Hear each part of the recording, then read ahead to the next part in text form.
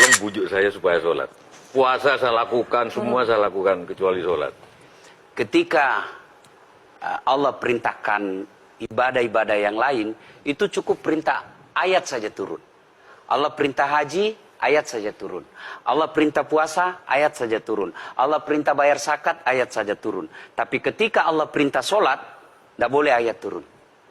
Nabi dijemput oleh 2 malaikat, kemudian diajak naik, ketemu dengan Allah untuk menerima perintah ini. Kenapa? Karena perintah ini sangat penting. Mas, saya boleh dagang, bayar zakat sambil nyanyi. Saya boleh haji sambil nyanyi. Tawaf, labbaik Allahumma labbaik, labbaik la syarika laka labbaik. Boleh.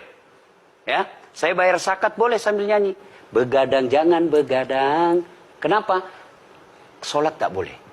Allahu Akbar. Darah muda, darahnya pada batal sholat saya. Kenapa? Inilah puncak penghambaan kepada Allah. Jadi puncak penghambaan kalau saya meraku hamba, sholat. Yang paling mulia dalam tubuh kita, kepala. Adik-adik bercanda dipukul pantatmu masih senyum. Dorong dadamu masih senyum. Tapi jangan bercanda pukul kepalamu. Tak, kau pukul kepala saya pasti saya marah. Kenapa? Harga diri di sini.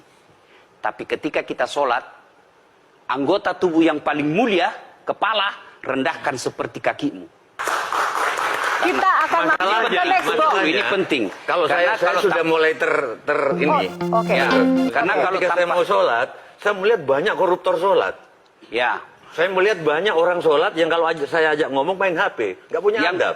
Yang paling enak memang, sholat tidak korupsi. Yang paling nyaman memang, paling ideal, sholat jujur. Tapi wala talbisul haqqa bil batil, kata Allah. Allah tidak mencampurkan antara hak dan batil. Sholatmu beda, puasamu beda, maksiatmu beda. Itulah sehingga Allah hadirkan 2 malaikat. Rakit dan atid. Mencatat yang baik di baik, yang salah salah. Tapi ini setan kan tidak membiarkan itu. Maka setan masuk.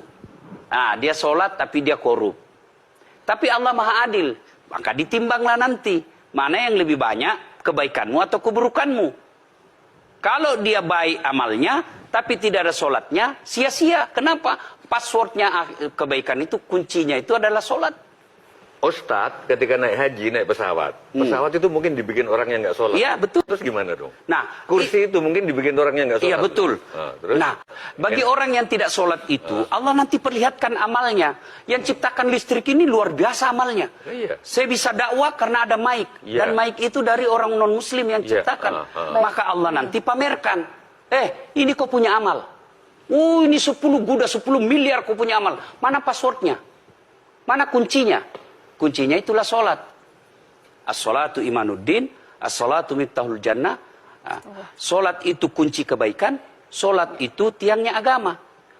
Sebuah bangunan, dia bisa berdiri tanpa dinding. Sebuah bangunan, dia bisa kokoh tanpa atap. Tapi ketika bangunan tidak punya tiang, pasti tidak kokoh. Tiang itulah dalam agama, sholat. Dia tidak khusyuk, tidak ada urusan. Allah tidak hitung kamu khusyuk atau tidak. Kamu datang deh sujud sama saya. Orang haji kan melempar 3 jumroh. 1 tiang, 7 batu. Kenapa tidak dikumpul saja itu? 1 kali lempar, tak, tak, tak. Kenapa? Kenapa mesti 3 hari dan kenapa mesti 3 titik? Itu pesan moralnya, melawan setan itu perlu napas panjang. Dengar azan, jangan pikir setan, dia tebar itu. Tidak usah kau sholat, nanti kau tua. Anggaplah pergi sholat. Setan menyerah, tidak. Buru-buru kamu, buru-buru. Akhirnya apa? Wudhu tidak sempurna. Anggaplah Anda wudhu dengan sempurna. Setan menyerah, tidak. Masuk masjid. Tidak usah sholat sunnah, tidak usah sholat sunnah. Prinsipnya setan, kalau dia tidak bisa dikalah, jangan untung. Nah, gimana Mbak Teja? Udah teryakinkan? Oke.